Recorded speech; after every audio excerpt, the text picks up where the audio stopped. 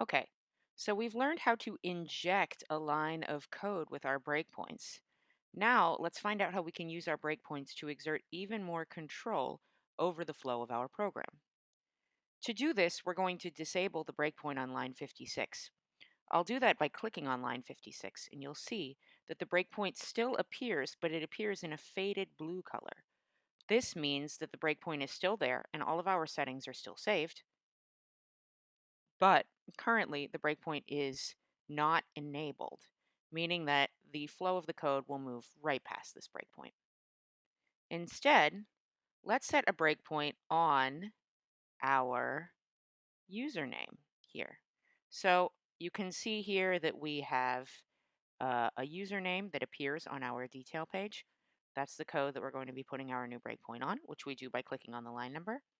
And then we right click and hit edit breakpoint.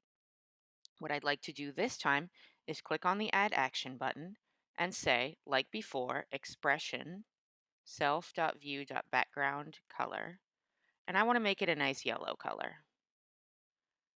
I once again want to check the box to automatically continue after evaluating actions, but I only want this to happen for pictures from this user. So the way that I can do that is by setting a condition on my breakpoint. This breakpoint will activate conditionally on this line of code evaluating to true. So here, what I'll say is user.username is equal to Charles Deluvio. Let's see if that's right. Charles. That looks right. So I'm going to hit enter. And now what you should see is that our background colors appear white for anyone who's not Charles Deluvio.